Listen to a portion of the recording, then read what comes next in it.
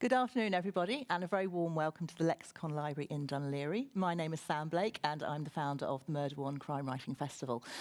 We have had a fantastic lineup, and we've got some more brilliant stuff to come.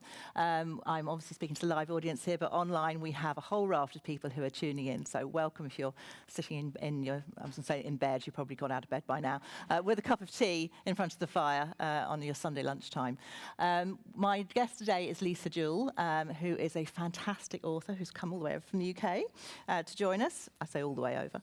And this festival is sponsored by Dunleary Libraries and by the Arts Council. So obviously we're in the Lexicon venue, which is fantastic. And we are able to live stream with help from the Arts Council. So we have to say huge thanks to them. Lisa, as I said, mentioned, came over last night. Hot-footed from another festival, weren't you? You've been very busy going to different places. I have, here, there, and everywhere. Absolutely. She's originally from the UK, lives in London, and did an art foundation course. I found this fascinating. I'm going to ask you some questions about this later. At Barnet College, and then you went on to do fashion illustration at Epsom. Yeah. And when you read Lisa's books, you'll see a lot of detail in terms of fashion and what people wear, and I think that's really interesting. So I'll just talk to you about that in a minute. But whilst being very redundant, you accepted a challenge from your friend to write 3 chapters of a novel in exchange for dinner. Yes. And that novel became Ralph's Party. Yes, indeed. Which became quite a big novel, didn't it? Yes. Tell us just a little bit about that process. Between the conversation and having a novel go mega. Yes. Yeah. No, we were drunk. I think that's worth establishing early on. And I think I just had a moment of this sort of deep-seated thing that had sat inside me since I was a little girl, of wanting to write a novel, but never thinking that I was the sort of person who could write a novel. I didn't go to university. I didn't have a degree. I wasn't familiar with the classics. I wasn't a literary sort of person. Just had the right conversation at the right moment with a woman when I was drunk and said, I think I might like to write a novel. And instead of laughing at me, she said, well, just do it. And then I gave her 8 million reasons why I couldn't do it. I'm too young, I'm not experienced enough, I'm not educated enough, I haven't got enough time because I need to go to the pub. And she said, well, why don't you just write 3 chapters, and if you do that, I'll take you out for dinner to your favourite restaurant. And I did write those 3 chapters, and she thought they were so good that I should send them to some literary agents, which I did, purely again, just to keep her happy. And I got 9 rejection letters. I got 1 letter saying I'd like to see the rest, which was a problem because I hadn't written it. But then I changed my life. I moved in with my boyfriend at his suggestion. I didn't just barge in because he had a computer, and I got a part-time job, and I wrote part-time, and I worked part-time, and by the end of the year I had a fully completed manuscript, which I then sent to the agent who'd forgotten all about me because I hadn't actually been in touch for the duration of that year. And she got me a 2-book deal with Penguin, and that was Ralph's Party. That was Ralph's Party. Those 3 chapters that I wrote on the back of a drunken bet became the first 3 chapters of Ralph's Party, which was the best-selling debut novel of 1999. Yes. How very impressive. Yeah. Yes. I think it's really interesting what you say there. You gave her all the excuses, and she said, just do it. Just do it is the best advice you can give any writer, It's just like breaking the seal on this part of this. So many people have that part inside them that would like to write, that thinks they want to write, that dreams about writing, but just don't know how to start, or if they should start, or if they're allowed to start. It's almost like you have to give yourself permission, or get somebody else to give you permission, because it's quite an audacious thing, isn't it, to think that the contents of your head bear any scrutiny from any other part of the world. So yes, it was like breaking the seal on something, and once those 3 chapters were out there, then. Well, here I am 23 years later, so... That's the whole point, isn't it? I mean, that's it. And I just think for new writers, hearing that story is just fabulous, because it is that breaking the seal and and taking that step and trusting, I suppose, the process and just doing it is what it's all about, isn't it? Yeah, and if you hadn't done it, we wouldn't be here. But one of the amazing things I found during that year, when I was working part-time as a secretary and writing part-time and doing this thoroughly audacious, ridiculous thing for a 26-year-old former secretary to be doing, was how people were so encouraging. And every time I went to a party or went to the pub, everyone would say, how's your novel going? And that sort of gave it a legitimacy as well. It was just, it suddenly became something that I felt I was allowed to do. It's a real thing. A real thing, yes. Thing. Well, it did very much become a real thing because yes. it sold extremely well. And then you wrote then a series of women's fiction books in that same sort of vein, but then you came to the dark side. Yeah. So just talk to me a little bit about that move from... Yeah, so Ralph's Party was what was known at the time as chick lit, and I still hate saying that word. It's a horrible word. But I preferred the expression pop fiction. I thought that made it sound much cooler. And they were my early books were quite cool, but they were romances. At their hearts, they were romances. But there were some dark things going on inside those like pastel-coloured cartoon covers. There were still some dark things going on in my novels, and a lot of the novels that were out at that time that were packaged in the same way. And that's always been what's interested me. In fact, if you'd asked me before I started writing my first novel, what would your first novel be like? I'd say it'd be dark as hell. And I just didn't do that. That wasn't the novel that was inside me at that point. But I think it was just inevitable that at some point I was going to want to start getting closer to that. And I've been really fortunate, unlike a lot of my contemporaries, in always having an editor who has given me sort of not carte blanche, but a lot of freedom to not do what I did in the last book and to change it up and to keep refreshing myself, which has meant that with every book I've sort of stepped away. So it wasn't like I woke up one morning and thought, I'm sick of writing pop fiction, romantic comedies.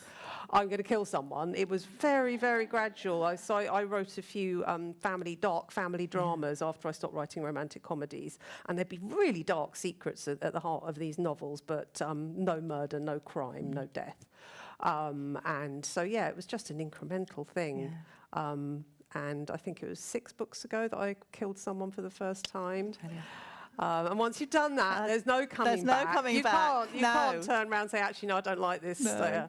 You're in it, and I am really in it, and I absolutely love writing in this genre. Oh, it's fantastic. Well, we love having you, and it's great for you to go from those pink cartoon covers to the set of Murder One. Look, black, white, and red, not pastel shade in sight. Exactly. So no, I think it's fantastic. And what it's very interesting there is that you're showing your development as a writer, and that you're looking to change with each book and moving it along. And I think that's, as a writer, that's really important. Yes. Oh, absolutely. And I know some very successful writers who do write to a formula, a quality, high quality formula, and do keep repeating the same motifs and the same, writing inside the same sort of worlds. And that's fantastic. And they have great readerships and great careers, but I could not do that. Yeah. My favourite thing in the whole world is starting a new novel. And we'll talk about the fact that this is a sequel, which was a particular challenge to me because I love starting new novels so much and having a whole new world of people, but also creating a whole new atmosphere. And every book has a completely different atmosphere and set them in different seasons, in different locations, in the middle of the city or in a windswept seaside town, and then you've completely created a whole new feeling. Yeah, I love that. I love that sense of, and particularly in your work, that you can see that development and you're pushing yourself. And there's a whole new feeling with every book. Yes. And so your readers follow you because they love your voice, because that's the continuum through all of them. But they're getting something unexpected each time. Yes, and I like that. And I love that my readers like that as well, because I would find it really galling if my readers started writing to me saying, can't you just keep writing the same thing? Can't you, I really liked The Night She Disappeared, can't you write another one like that? Yeah. I would find that quite disheartening, but that doesn't happen. I love the fact they're along with me for the ride. They are indeed. Yeah. They are indeed. And we've got your books on the front here. The Family Affair was the first one. You were talking about this Family Upstairs, sorry, because I'm getting my affairs mixed up. Well, you say this is a sequel, but in fact this reads as a standalone. Well, you say that, but a lot of people disagree. Well, it does help if you've read the first one. Yes, but I think it still works as a. Well, I had to. Publishers don't really particularly like sequels, so. From the very moment I started writing that book, I knew from my publisher's point of view that I needed to make it a standalone so that it could be sold in the same way that all my other books are sold, as into a completely open market of anybody who wants to pick up a book and buy it. could pick it up and buy it, and not limit it only to people who'd read the previous book. And so I was very mindful of that when I was writing it, which was very challenging for me. But since it's been out in the world, I have had every single reaction to it, from "this is not a standalone, you cannot possibly read this book unless you've read The Family Upstairs," to people like you who were like, yeah, I could have picked that. And I have had readers who picked it up who'd never even heard of me before. Yes. And just thoroughly enjoyed it. Yeah, and that's what you're looking for, isn't it, as a writer? You're looking for to bring new readers into you with every book. So I mean, that's why publishers don't like sequels. Indeed. Yes. Yeah. No, I mean, it is a benefit because it's the same family. So the family upstairs come through into The Family Remains, and they're quite a peculiar family. Well, I'm going to ask you about them in a second. So yes, it is a benefit that if you've read it, but I think if you haven't read it, then you've absolutely supplied enough information. This is a whole story of its own. Yes. I mean, we start off with a body turning up in a black sack at the edge of found by a mudlark at the edge of the Thames, and then we go into who that is, and we find out more about the family. Yes. In this remarkable house is it Cheney? Is that who? Cheney Walk Cheney in Walk. Chelsea. Yes. Yes. So that's basically, it's a mystery. It's a mystery. It is. With a body right at the very beginning. Yes. Proper crime. Yeah, yes, definitely. it is. It's a whodunit, and when did they do it? Exactly. So tell me a little bit about the Lambs and how you came across this the Lambs. amazing family. Yeah. So the original the seed for The Family Upstairs was, which is the case for a lot of my books, it's usually something absolutely tiny that just captures my imagination. And in the case of The Family Upstairs, I was on holiday in the summer of 2017 in the south of France.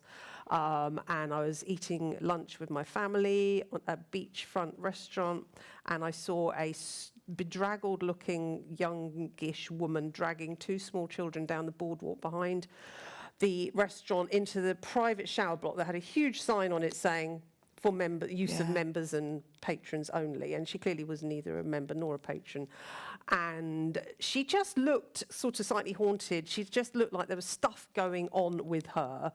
And she's probably just having a bad day, but I extrapolated this tiny fleeting glimpse of this woman taking her... Into two books. Into two, sort of 800 pages of, I just thought she had a story, and every time I thought of her, God, writers are so weird, I just kept thinking about this woman. Yeah, who was and every she time I thought of her, I kept getting this flash, like, sort of image in my head of this same woman as a child running through the streets of Chelsea in London in a nightdress with no shoes on. Why? I don't know. So I had to explore that. What is she running from? And then I standing off the back of my neck as you're saying this. And so then I just saw this huge Chelsea townhouse behind her. So she's running away from this house in the middle of the night as a child. So what happened in that house? Yeah. So that was then I thought, right, this is what my novel is. Something bad happened in that house. Don't know what it is. So I'm going to have to write the novel to find out. Because I don't plan. Yeah, we get to that in a minute. But I decided to start the novel somewhere else. So I started the novel from the point of view of, so this has happened historically. If this woman is now an adult, this has happened at some point in the mists of time. So let's bring it right bang up to date. And see this house from somebody else's perspective. How about if somebody inherits it? So it starts off with a young girl, 25-year-old, who's only just got on the property ladder herself, suddenly finding out that she's inherited a £7 million mansion. In Chelsea. Yes. But of course, she then discovers the dark story of how her parents, and how she was found in this house as a baby with 3 dead bodies in the kitchen. Which happens to everybody, obviously. Yes. And so then I had to go into the house myself and find out what happened. And that's when the Lambs come. So the girl who I'd seen in the beach club became one of the children in the house, the one who was running away from it in my weird head.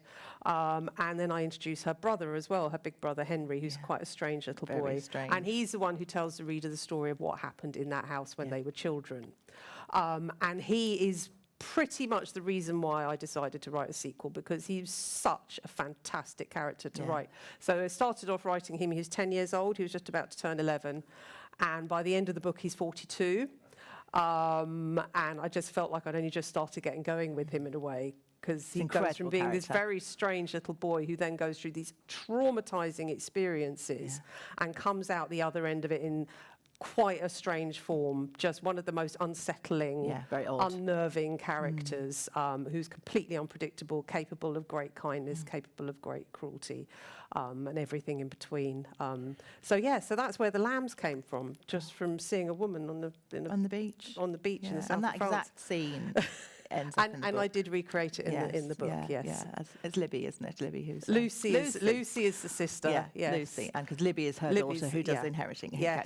So I knew I was going to have problems with the L's. I have got it all written down. Because that scene's amazing because it's literally that she's there with her children, and there is a complicated family tree as well, because obviously.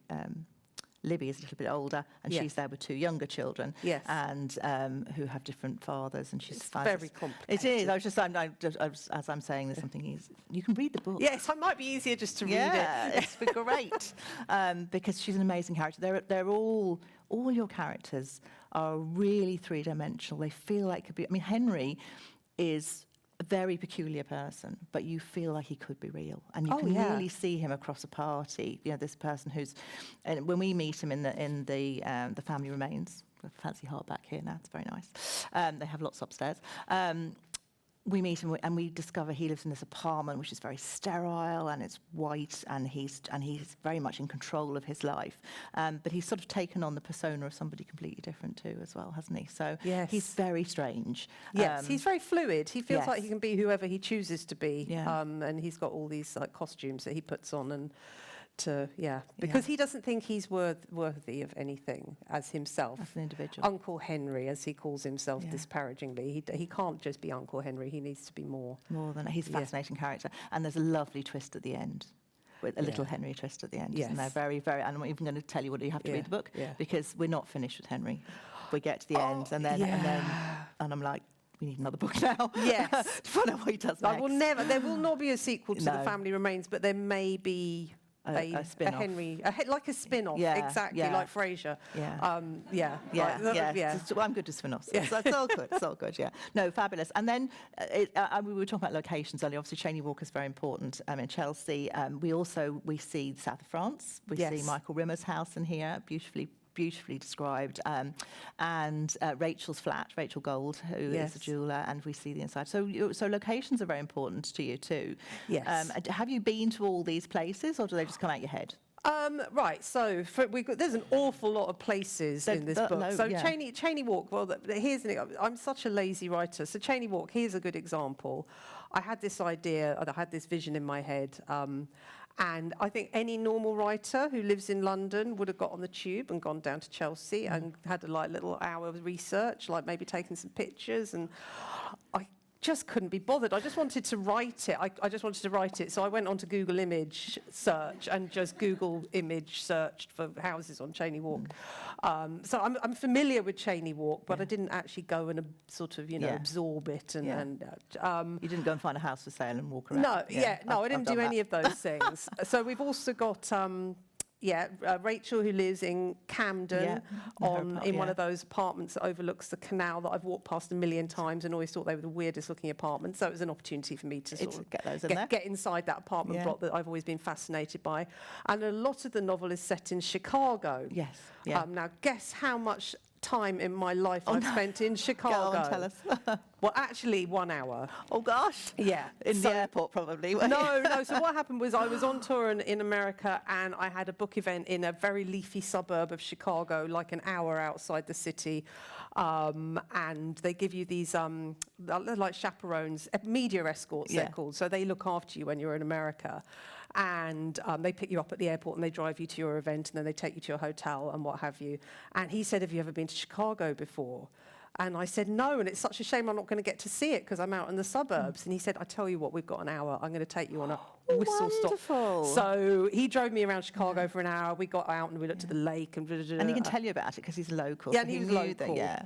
And so on the basis of that 1 hour in Chicago, I've written nearly a whole novel, and it's just, again... But it's wonderful because you feel like you're there, like the apartments and the hotels and the coffee shops. But notice how vague it all is. And now I'm thinking about it. There's a really good expression that somebody shared with me the other day for a certain type of writing that's got bogged down in research over-research details, and it's called showing your homework. Oh, yes. And I think that can kill a novel. Yes. I mean, obviously I would say this because you were there for an hour. I don't do any homework. But yeah, I think sometimes novels do suffer from being over-researched. And if the writer has taken all that time, money and energy to gather detail, yes, information, they should all be in there. They feel like they need to put it in the book. And I think it can kill it stone cold dead. No, it's so light. I quite like the fact that I write about these locations in this very vague sort of watercolory sort of way. But what you do is you leave room for the reader. This is what Anne Cleve said last night. You leave room for the reader so we can see, we impose our own. When we walk into Finn's apartment block or we go up to the door, we're there, with the people who are doing that. I won't say who it is, but we're imposing our own experience of walking into apartment blocks, and so we can see it, and it's brilliant. And Michael Rimmer's house is it Antibes? In Antibes, so I'm brought from my places today. It's pink. And so I can see that, this beautiful pink house, and I can see his drive and the car parked outside and the pool around the back and, where he's being served his drinks. And I can see all that, but you're not giving us much more detail on the fact that there's a pink house and a pool bar. Yes, I'm not telling you where in Antibes it is, or the name of the street, or anything like that. But you get and it's just that light touch, which leaves room for the reader. And I don't think you need any more than that, and I don't think the reader expects any more than that. Yeah. Well, they're in the plot as well, aren't they? Because they're with the character who's going into the situation, and we've got the tension of the characters, the two characters, in fact, who go into that situation and the various things that are going to happen. Again, I'm not going. It's very hard to talk about crime because there's spoilers at every corner, aren't there? So we just you have to read the book, definitely. Another place you end up in is St Albans in Hertfordshire. We were talking about this earlier because when I was reading the book, I literally turned the page. This is probably not that exciting for you guys, but it was for me. I turned the page and suddenly we're in St Albans. I'm from St Albans, and it's a long time since I've been there because obviously I've been living here for a long time. But it was wonderful because you capture St Albans as well, and it's a town just outside London, 20 minutes from London on the train. Big Roman town market, and there's this lovely sense of place. And the kitchen shop. Tell us a little bit about St Albans and your experience and why St Albans. Well, yes, because we talked about this just now. So this is a kind of weird, spooky thing, particularly because The Family Upstairs is my most successful novel in the UK by a long stretch. And I had one of those really intense, immersive dreams in the run-up to starting to write The Family Upstairs. One of those ones that you wake up and you feel like it really happened to you, and it stays with you all day. And in fact, I can still feel and see that dream even now. And it wasn't even exciting. It's just I owned this house in St Albans, and it was not even a beautiful house, but for some reason this house was perfect, and I was perfect. My life was perfect, and because I owned this house. So when it came to choosing a location for one of my characters to live in The Family Upstairs, I thought, well, I'm going to put St Albans in the house. Because you never know. Maybe it means something. Maybe it was symbolising something. I don't know. And lo and behold, it's been my most successful novel to date. So I don't know if it's a touch of magic or what have you. But but unlike most of the locations in that book, I'm very familiar with St Albans. So yeah, it's good, and that comes through. It's what makes the hair stand up on the back of my neck is when you talk about things like the dream and the things connecting, and then all of a sudden, the way the ideas come, like seeing the girl walking down in the south of France, walking down that boardwalk and going in and having the kids there, and you're wondering what. And those type of moments that make a book, those sort of light bulb moments, they are strange. It's like, I don't know what happens. It's Joseph O'Connor talks about characters floating around in ether above our heads, and that they look for a novelist to land on. And when they find you, they don't always come fully formed. Sometimes you get bits, and then they grow. And I just think that process is absolutely magical, and that's exactly what you're talking about. Yes, it really is. And I think maybe some people think that novelists walk around with like notebooks full of ideas and plot ideas and, what about if I... But it's not like that. It's just, you don't get a big, fat, juicy, well-formed idea. You just get a little shiver of a thing. And you can feel that obviously, life is full of interesting what-if moments, and you read stories in the newspaper, or you overhear a conversation, you think, well, that's a fascinating story. But it's not the same shivery thing as something just landing in your head, and just for some reason you just think, I could do something with that. It's that shivery moment, yes. isn't it? It's like that light bulb. And you have to, and this, you know, the longer your career goes on, the more able you are to recognise those things, and you know what they feel like. Yes. And so when they come, you just like grab them. You're like, okay, you're here, you're here. Here we go. Game on. I love that you start with that, because you don't plot, do you? So you don't know what's going to happen. This is mind-blowing to me when you read this book and the detail in this book, and then you think Lisa didn't know what she was doing when she started, and you just find your way through it. Just talk me a little bit through your process there. Well, it is that. Like I say, I love starting a book. It's my favourite thing, because I don't know what's going to happen. I know, sometimes I start writing a book and I don't even know what the first chapter is going to be. So I just start. This doesn't sound very deep. And I just keep going. I just keep going, and I'm never really, in terms of what I think is going to happen next, I'm very rarely more than 2 chapters ahead of the reader. There's a huge intuitiveness to the writing. Yes. It's accessing that subconscious mind where the shivering's happening. Yes. And that's what it feels like. And you can have those shivery moments while you're writing. You can literally put something on the page for no damn reason other than that you needed to write something because that's your job. And then realise after you've written it that is massively important, and that's going to move the plot along hugely. Or sometimes you can put something into the narrative and not realise until 80 pages later. That's really amazing. This happens to you, doesn't it? You know this, don't you? That you give yourself these little gifts. Yeah, and you don't even know when you're doing it. No, you don't know when you're doing it, and suddenly you realise that was there for a reason all along. Yeah. And that's one of the things I love about writing in the thriller genre, is everything does have to happen for a reason, and everything does have to mean something or have a use or a function, and certainly all has to be explained at the end. Yeah.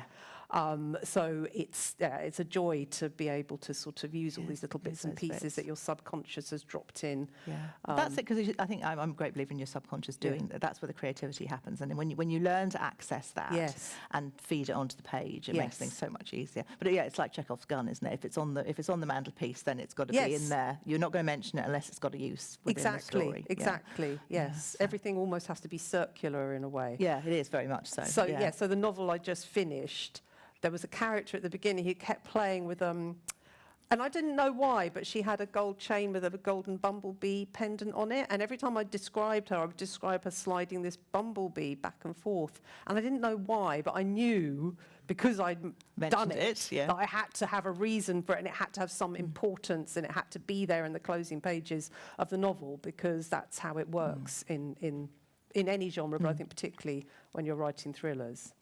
And so when you mentioned that bumblebee pendant at the start, or when it first came to you, you don't have any idea what's going to happen and why it's significant. Yes. But again, it's that subconscious, isn't it? It's waiting for the rest to come, and your mind will tell you when you get to that point. Waiting for that moment in the narrative to open up. You go, that's where the bumblebee pendant can go. That's fascinating. I just find that process because I'm a bit of a plotter, so I like a bit of plot, and I'm trying the not plotting route, but it's something of this complexity, that where all those ends are tied up.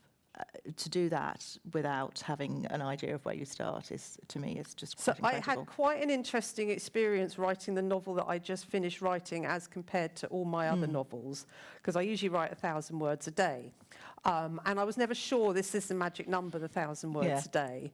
So many writers do 1,000 words a day. And because I had to write this novel I've just finished very, very quickly, I started writing 2,000 words a day. And now I understand why writing 1,000 words a day is the magic number, because you need to walk away from it every 1,000 words and get away from it and see it from a different perspective and visit it inside your head. Let it brew. Let it brew, and then come back to it and look at what you wrote the day before. And it's a manageable little chunk that you've got some sort of control over, and you're much less likely to write yourself into dead ends or go off in the wrong direction or take the wrong tangent. And I found this writing 2,000 words a day, I kept making mistakes because I wrote too much without walking away from it and getting some distance from it and being able to look back on it.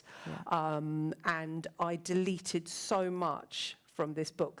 So it was counterproductive so in a way. Totally. So I was writing 2,000 words a day and then deleting it. Yeah, exactly. Yeah. So it's that sort of time of particularly when you're not a planner, that time away from it is hugely important part of the writing process. And there was another funny thing that came up about the writing process. I did a podcast with 2 other novelists, and I talked about my habit of sometimes every 2 or 3 words, I haven't even written a complete sentence, and I'll go and check my email. Okay. And then I'll come back and write another 2 or 3 words and then go and check my email. And I've always thought that was like bad, naughty writer behaviour. But they both said that they do it too, and they always thought they were bad, naughty writers for doing that. And I think we established within that conversation that maybe it's important to get away from your prose every 2 or 3 words sometimes. Because you haven't quite got, you're not quite there. You're not there. Yeah. You're not ready to write the next word. And that's your subconscious mind telling you, off you go. And come back when you're ready. Exactly. And you're sitting there because you know it's like 2 o'clock and you've got to get the words done by 4. And your subconscious mind is not cooperating because it's saying you're not ready to write this yet. Exactly. You need to go and find whatever the missing piece is. Yes. So it's fascinating, and I've only just started coming to these realizations at this incredibly late point in my career that the time away from looking at the words on your screen is as important as the time when you're on your screen writing the words. It really is. No, absolutely. I have a big group of writers that I work with, and I'm always saying to them, don't worry, don't beat yourself up if you can't do the 1,000 words a day, because that time away is when the story happens. And exactly. That's just, it's fascinating. It's fascinating to hear the process. I have to touch on the process. So Lisa, here's a funny thing. Lisa obviously writes commercial fiction, and there aren't very many academics who look at commercial fiction writers and say, well, I want to find out more about your process. But a gentleman called Will Brooker did, and has recently written a book called The Truth About Lisa Jewell, where he didn't exactly stalk you, but he basically worked with Lisa. Unfortunately, at a distance, because it was during COVID, so it was Zooming rather than having to live in your house or anything like that. And went through her process and looked at how the magic happens, basically. Yes, and it was while I was writing The Family Remains. Yeah, so it's really as a companion text. Yes. This is proper A-level stuff now, companion text. It is absolutely fascinating. And there's ribboning fish. I have got ribboning fish in my head, because there are lines that just clearly just appear on the page as you're writing that are absolutely beautiful and incredible. And because Will's an academic, he's able to compare Lisa's writing to his other academic texts, things like The Great Gatsby and other amazing things, and show how it's really interesting. So I'll try to explain this a little bit better, but I think it's picking up on the things, the way your subconscious mind has read things and seen things, and it's sort of put them away, and then when you write, they sort of come together in a sort of confluence, and then they create this river of words, and he's able to look back and see where the different bits are and compare them to those texts, and it's fascinating. Well, I was not expecting that when I set out on this project with Will. He wanted to do something very similar to Reacher Said Nothing, the Andy Martin book about Lee Child. Camera, guys. Where are we? Which camera are we on? Just one. Have a quick look at that. So that was his original inspiration. And in Reacher Said Nothing, it was very much Andy Martin sitting in a room with Lee Child, watching him drink coffee and write, and even describing what it looks like when Lee Child types a full stop and all that sort of business. And so when Will approached me, I thought it was going to be something similar to that. Yeah. Like you say, obviously it was a lockdown, so thankfully, because I don't think I really wanted him in my room watching me type. To be completely honest, we didn't take that approach to the project. But so I was sending him the chapters of that as I wrote it, and he was sending me the chapters of his novel as he wrote it. And when he started sending me, so in the early chapters of the book, because I hadn't really started writing The Family Remains yet, so he didn't have anything to talk about in terms of that, he was reading my backlist. And sending me these chapters with, as you say, these incredible comparisons. Observations. Which I had not been expecting in the least. And I have to say, as someone undereducated, as I suggested earlier, a lot of it just went, whoosh. It's just like, it was too much. I couldn't absorb the comparisons he was making. And I did wonder if they were a bit over the top. I don't know. But it was... I think it was really important, as you say, though, for a commercial writer to be given that sort of... That's a biggie. Yeah, Really and is. particularly what I really loved is that I'm a female writer and he's a male academic. Yes.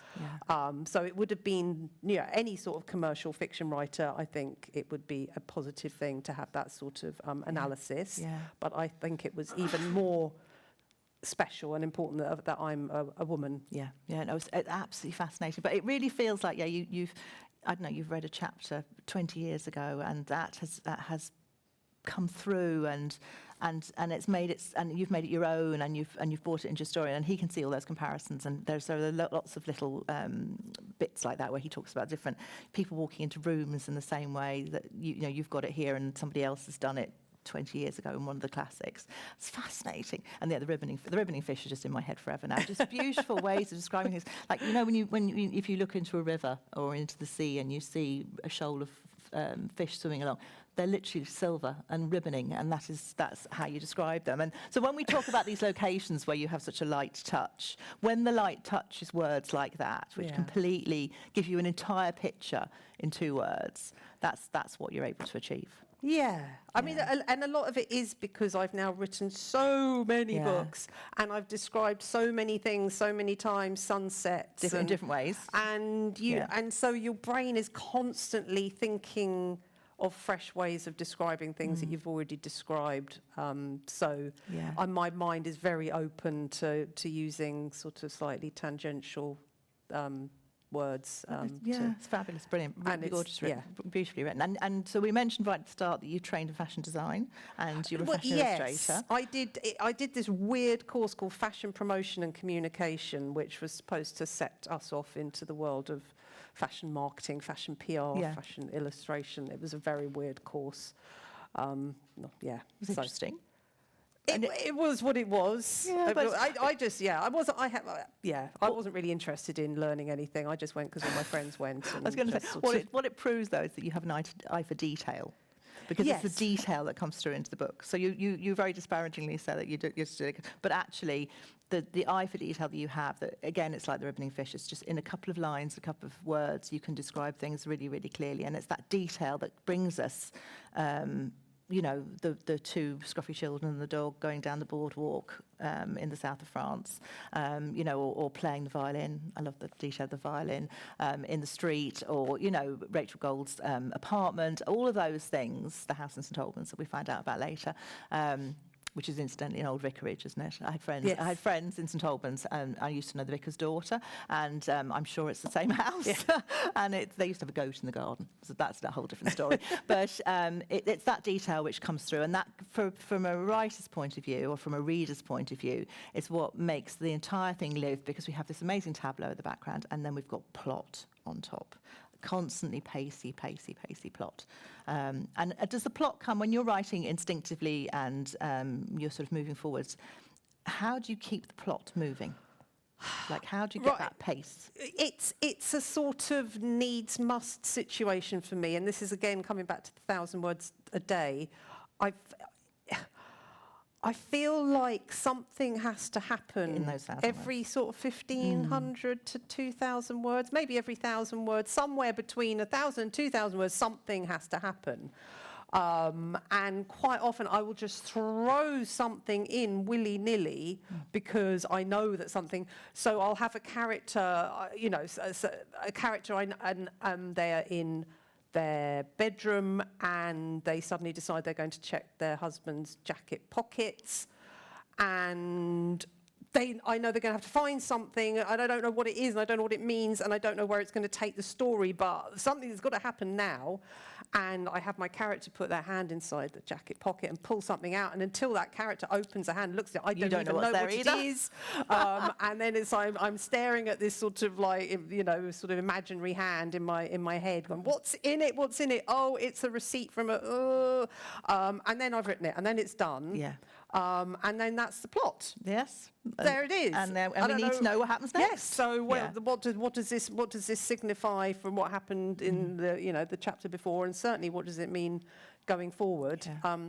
So that's just how I plot, just by making things happen and then sort of Yeah. It's a brilliant going tip. off on wherever that sends brilliant me. tip for new writers, though, if anybody is writing, to make sure something happens every couple of thousand words. Yes. Like it does need to happen, particularly in this genre where we need pace is very important. It can just be someone giving you a funny look. It can just be a significant moment. Yes, a significant, why did that woman look strangely at that man? What does it mean? Yeah. It doesn't have to be a dramatic event, but just a thing where the reader goes, what just happened? Or what's going to happen next? Yeah. The dramatic look's interesting because that happens to Rachel, doesn't she? She sees Michael across a room at a party. Yes. And it's the way he's speaking to somebody, and it sets off a few alarm bells in her head. Yes. And she doesn't even know herself that their alarm bells are being set off. And she's sort of thinking, I'm being silly and I'm reacting to this situation, but all her instincts are telling her there is something wrong with this situation. And hopefully then the reader's instincts are going into absolutely. overdrive All our alarm bells are going off too, so we're waiting to see what happens. So that's how you plot without a plan, is just literally just moving forwards. Make things happen and then worry about them after you've written them. Excellent. But the thing is that it is pacey. It's absolutely plot packed.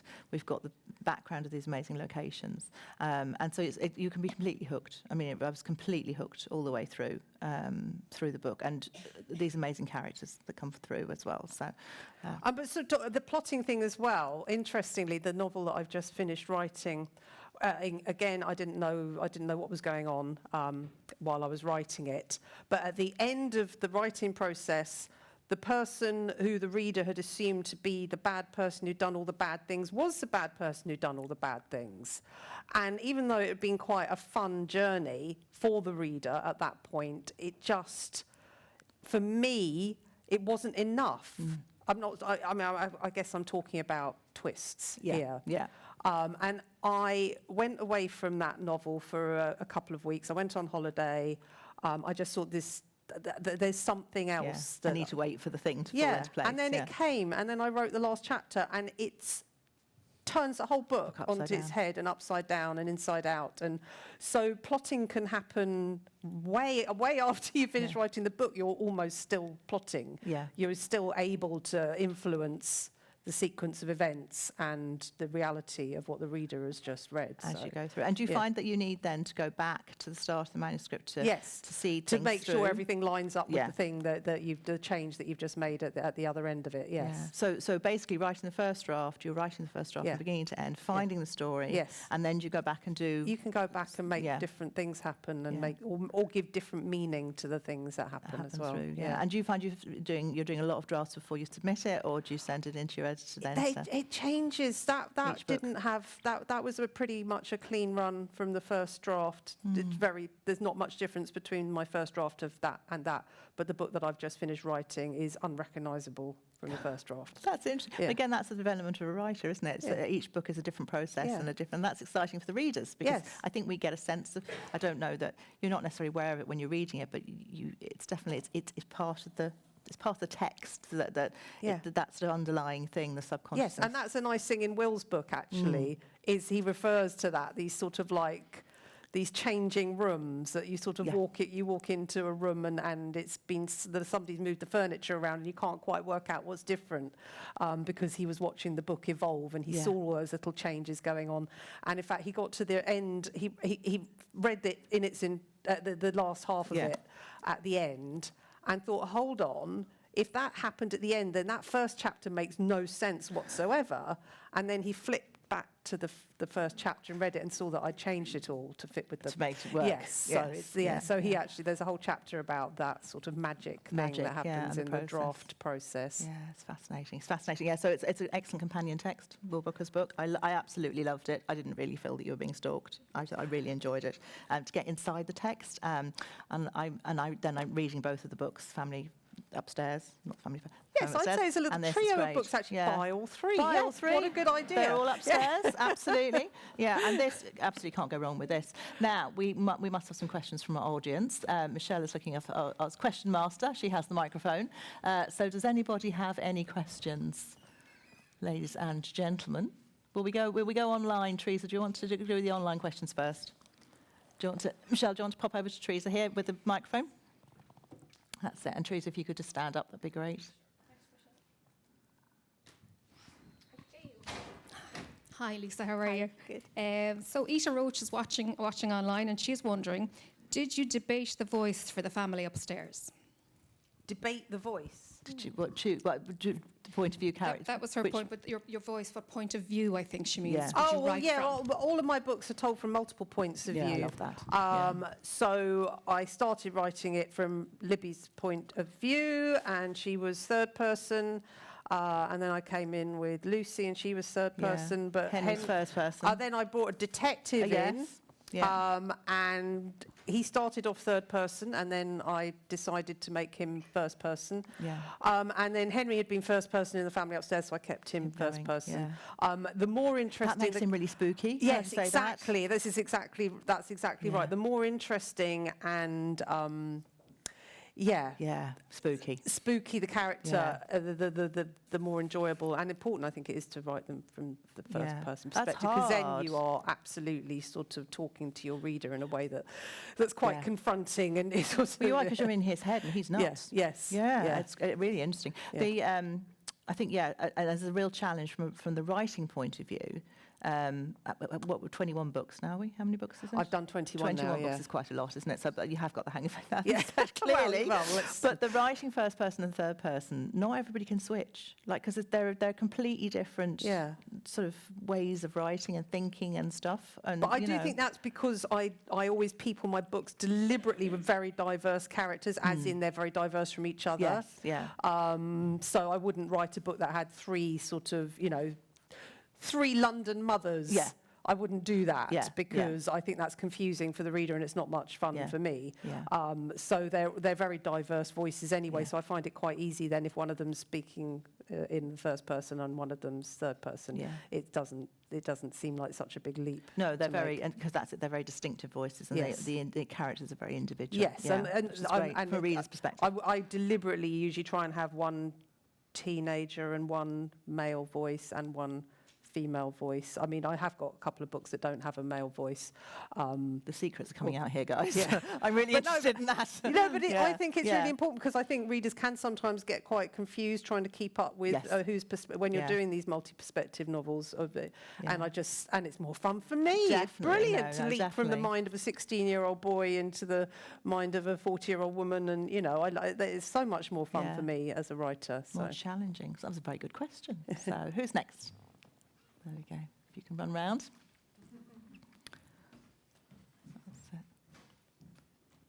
Hi, it's kind of a two-part question, really, again, about point of view. When you're writing, are you writing all of, say, Henry's point of view, or do you write them in order as they come in the book? And then the other part then was about Rachel. She's kind of a year beforehand.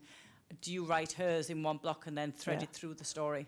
No, I absolutely, and this is another vital point about the way that I write, is I have to write the novel in the order in which the reader is going to read it, because another really important thing for me, apart from just making things happen, is ending a chapter on a cliffhanger, even if it's only tiny, and that needs to segue, play with some energy against the start of the next chapter. The two need to absolutely complement each other, and so the reader goes from reading the last line of chapter 12 thinking and then goes on to chapter 13, and instead of thinking, I should have just put the book down and gone to sleep, something else because I'm not really that interested in this element of the storyline, is immediately hooked into that the other character's point of view. So those little playoffs between the end of one chapter and the beginning of another are a massively important part of what I do. So I wouldn't write them all in one thing and then chop them up like a Swiss roll and just, try and sandwich them together. Yeah. Then, you'd end up with the butter in between the slices. And that would be exactly. It would just lose all that energy, and there's a lot of friction that happens between those 2 points. So that's fascinating. It is. I mean, it makes perfect sense, because when you're reading it, you do get that sense of a cliffhanger, and then you're straight in and you can't put the book down. Which actually is not a good thing, because you end up reading it half the night. And then you get no sleep. My dark plan. Exactly. Rob Keep everybody up sleep at night. Any more? Hi, Lisa. Hi. How much of your writing is self-expression as opposed to just a job? Oh, That's a good question. Self-expression. I think there's somewhere in between pure self-expression and pure sort of doing a job. I very much feel like I'm doing a job, which is why when people say, how do you do it? It's amazing. How do you keep writing books? I don't know how you found people pay me and it's like, it's my job. How do you get up every morning and do what you do every day? Self-expression, no, I don't feel like I'm expressing myself. Sounds pretentious. I feel like I'm doing the opposite of that in a way, and this is why I love writing from so many different points of view, is I'm being other people. You're channeling and expressing other people's selves and getting inside imaginary people and making them feel real for myself, and expressing their opinions and their thoughts and their feelings. So no, I don't think I'm expressing. Do you feel like you're expressing yourself while you're it writing? feels when you're reading this, it feels like you're channeling these people. Yeah, channeling, it is that's a good word, this, yes. this strange process where you find out more about Henry and the spooky voice. It's terrifying, honestly. and you, in a really delicate, terrifying way, like there's no blood and gore, and that's not that type of terrifying. But he's just, and it feels like you're literally channeling them onto the page. Yeah, but what do you actually mean by self-expression? What? Creativity. Yes. I mean, obviously, there's a pleasure and a deliciousness in finding the right words to describe things. But so often, like I was saying before, so often I've just written 3 words and then gone and checked my email and then finished the sentence sort of 3 minutes later. So the deliciousness isn't there all the time, and sometimes it is there. And when it is there, it is a wonderful feeling when you can feel that you've just created something that's, that's nice on the page. But yeah, it's all sorts of things, writing. It's not just a job. It's not just self-expression. It's not just channeling characters. It's just everything, really. Yeah. It's fascinating, isn't it? That it's the magic. When the magic happens, that's why you do it. Yes. Because the magic is happening. But you get periods, I suppose it's like any job, any normal job, where you get periods that are really boring and you just have to get through them. Yes. And then And this is the interesting thing as well. Sometimes when you're having a really dull day writing and you feel like every word you've committed to the page is like a deathly, somebody's just dropped a brick and it's just, but then when you reread it 6 months down the line, you would never know how you felt when you were writing that chapter, because it's just part of the book and it just flows and it's there. And the reader would never know that was a bad day. That was a bad day because they're in the story and they're there with you. Yeah, it's fascinating, really interesting process. Any more questions? I have to ask you about the chunky middle chapter in a minute. The big one. Go on. Hi, Lisa. Hi. At what point when writing The Family Upstairs did you get to the idea of the dead bodies in the black tunics? Was that as much of a surprise for you as it was for the readers? That's such a good question, because they're at the beginning of the book, aren't they? And now I can't remember if that was one of those things of like, I've written that there are 3 dead bodies on the floor and they're wearing black robes, and now I've got to explain to the reader and myself how they got there and who they are and how did they die. That's what the whole book's about, really. If I got to the end of the book and decided that that's what was going to have happened and then went back and introduced, I can't remember. It could be either way, because that's how it works when you don't plan, is you're either having to go back and retroactively sort of make things fit, or you are, sort of putting it there before you even know what the hell it is and then having to deal with it later. And I genuinely can't remember.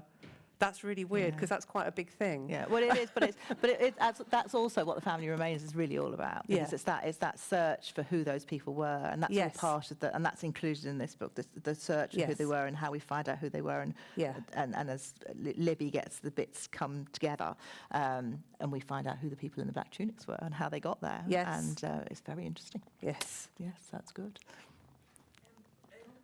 Sorry, Catherine, just 1 second. We'll just bring the microphone down to you, otherwise I won't hear you on screen. There you go.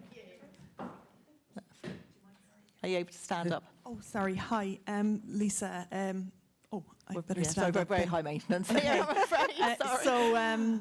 But there was a cult, wasn't there? I'm standing on one leg now, so I better stand on 2. There was a cult in London, or a sort of a mini cult, and I always sort of assumed that The Family Upstairs was sort of.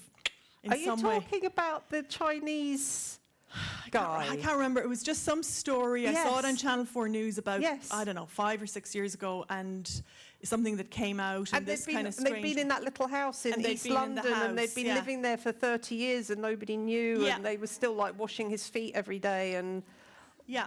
is that what you're talking about? Yeah, and I kind of, Yes. I always imagined that it might have It was been it was in there. It was in there. in It yeah. was the mix. absolutely, that story was in there when I was writing about that. It's more the sense that behind any closed door, anything could be happening. And so it didn't matter. Once I'd gone beyond the closed door of that mansion in Chelsea, I had Carte blanche. free reign. I could do what I wanted in there, because whatever I made happen in there, Couldn't there be was as odd as weirder that. stuff happening in the real world.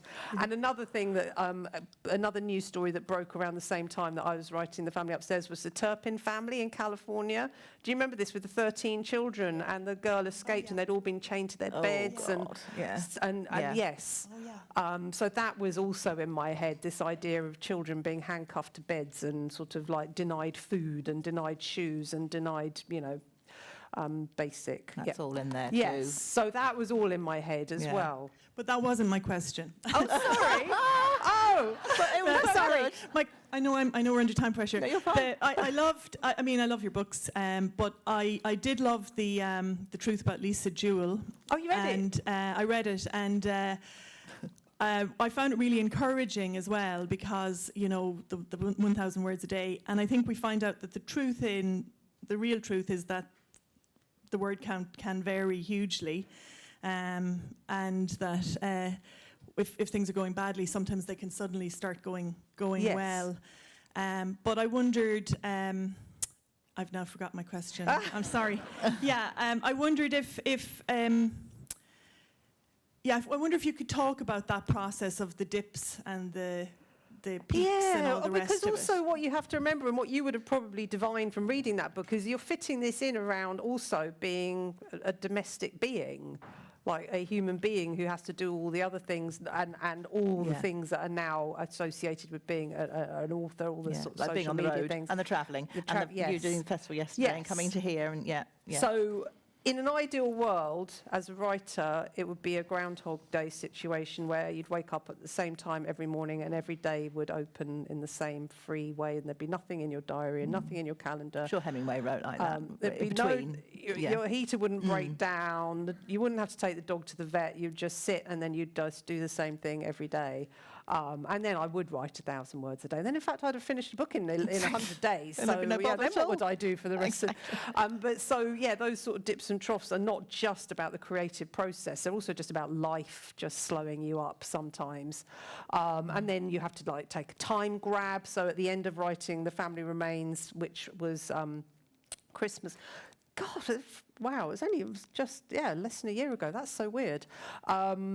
I booked into a hotel up the road from me for 3 nights, just so that I could Plough through. Yeah.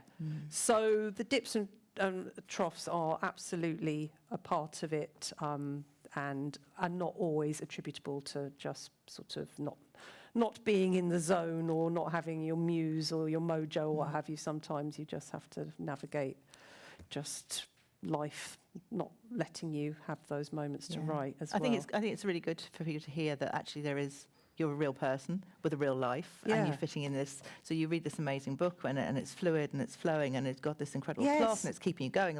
But actually, it wasn't. It's written. Yeah, between life and stuff happening. Absolutely. And, I put a post on Instagram last year of when I was writing The Family Remains, and one of my daughters was ill, and she wanted me to be in the bedroom with her because she was feeling very sorry for herself. I was like, well, I've got to write. So I just brought my laptop into her room and just sat. tapped away in the corner. Yeah. And I took a picture of my laptop and my ill daughter, well, the back of her head, she wouldn't let me put her face on the internet, obviously. And just thought, and nobody would know which chapter. I don't even know which chapter it was in that book that I wrote while I was in my daughter's bedroom while she was sort of sleeping and feeling sorry for herself. But yeah, it's just... The inside track. The book is just such a completely different thing to the year in which it was written. Yes. That's what's so weird. Yeah. That there's a year of your life and so much happens and your mood changes and everything changes, and yet the book is completely removed from that, and it's its own thing. Yeah, it's its own sort of. It feels like a work of art, doesn't it? That it's nearly, that's there on the wall, and you're working away at it the whole time, and it's separate to you, but yet part of you, because you have to allow the creative time in between. To But you don't want the reader to feel those the blips, the bits. Dips It's like when you're driving to school, and some bits are faster than the other. Yeah, definitely. So that's fantastic. Have we got one last question? We're nearly out of time. It has to be a super fast one. Anybody there? Oh yes, please go to our online audience. So it's another one about you being surprised about your process. Were you surprised that you could write as well as you do, or had you dabbled, at any stage, even with a diary? Oh no, that's a funny question, but I was a very, very, very average child in every respect. I was bad at lots of things and average at lots of things, but I was really good at writing. And I did have a piece of homework sent to my parents by my teacher asking if I had copied it from somewhere, because they didn't believe that I'd written it myself. So I kind of, I think that was always sort of, and that's what probably led me to have that conversation with my friend around in the first place. Pool, because it was the only thing that anybody had ever told me I was good at.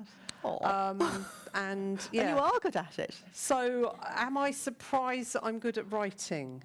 Yeah. Well, it was your thing. I'm not surprised. No, but I am hugely, pleasantly, amazingly, wonderfully surprised that I'm still doing it now, and that it's still fresh, and it's still happening, and I'm still getting new readers, and it's That's fabulous. That's the perfect place to end. Absolutely. And The Family Remains is Lisa's 21st book? 20th book. First one is in process, and we'll be seeing that soon, hopefully. Yes. It is amazing.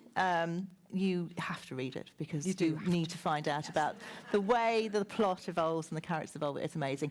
We have copies upstairs, and Lisa is going to be signing upstairs in a couple of minutes when we've disconnected her from her sound. So thank you very, very much indeed for joining me. Thank you guys online for tuning in. I know there's a bunch of you out there. And thank you for your great questions, and thank you for your great questions. We look forward to seeing you a little later for Mick Heron. Thank you very much indeed. Thank you, Lisa Jewell.